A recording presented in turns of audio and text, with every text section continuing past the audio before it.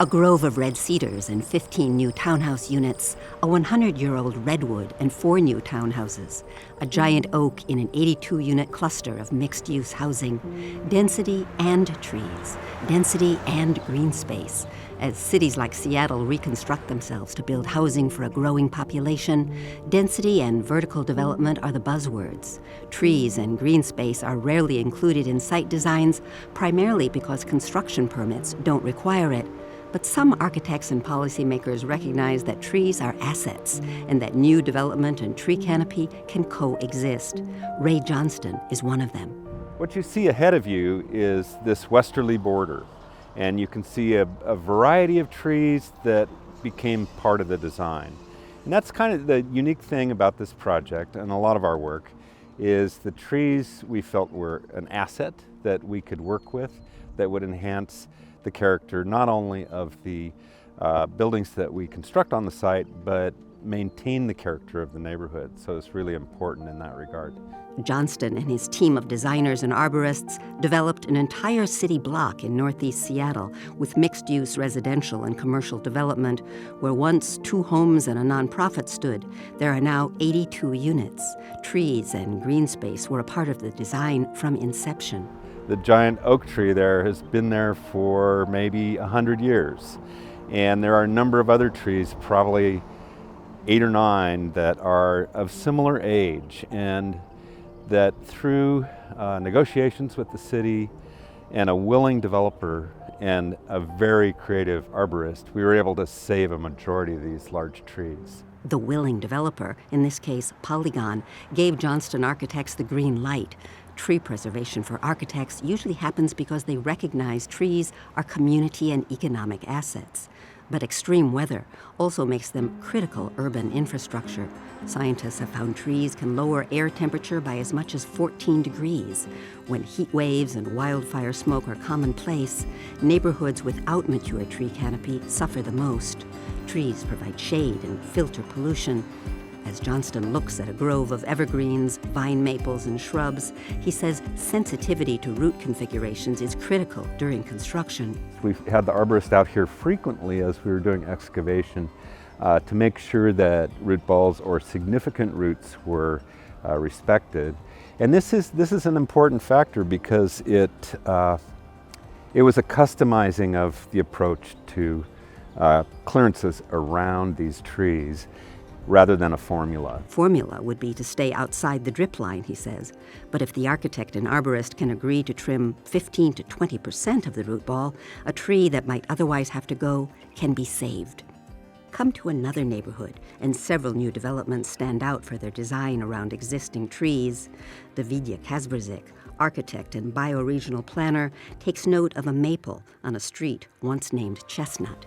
But there is this fantastic maple that they set back from, and that's a really significant get for the community and allowed the tree to survive. You can see the building itself does this stepping back in 3 moves. They also allowed the natural contour of the soil here to remain. So the tree has got a nice high natural relationship to the ground. On the other side of the development, a spruce tree holds its own in the evening light. Today, the spruce and maple flank 15 new townhouse units where once there were 5 single-family homes. On the next block, the jewel in the crown of the neighborhood, an ancient redwood, stands next to 4 new townhouses. To keep the redwood, the architects set the front and side yards back. The design served as an example for the newer 15 townhouse units. But developments like this are the exceptions in this neighborhood, as they are throughout the city. And for this, Kazberzik blames city policies. This city has failed us, in my opinion. It didn't have to be this way. They really had the tools, they had ideas, they had policies that were actually many of them that have been proposed, that have just been slow walked as trees fell, left and right. The city's Department of Construction and Inspection issued a new draft tree code in the spring of 2022, but maximizing a lot's development potential continues to outweigh protecting existing trees. The policy isn't stopping architects we spoke with or homeowners like Lois Martin.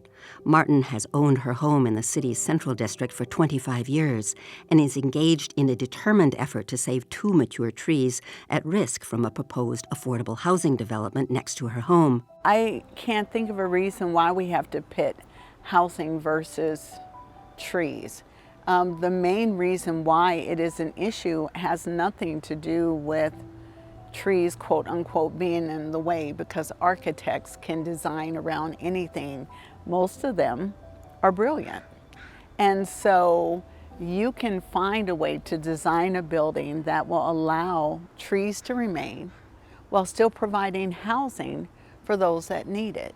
As this video was being made, an arborist with the city's Department of Construction recommended the developer redesign a driveway so that one of Martin's trees, an exceptional maple, wouldn't be impacted. Whether the recommendation will be followed is uncertain. Martin is also working to ensure the survival of a black walnut she watched grow from a seedling 25 years ago.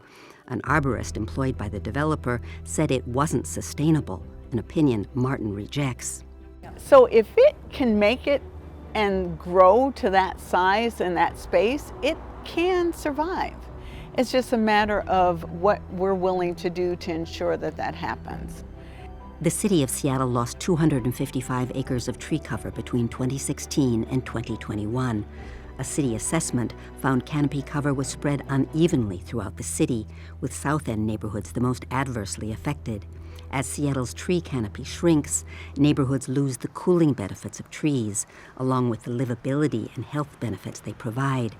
A recent upzoning of former single-family zones opened the door to build additional housing on nearly 70% of Seattle's land. Current development practices will likely result in the loss of even more canopy. Thoughtful development around existing trees will be key to saving Seattle's urban forest. The projects shared in this video point the way.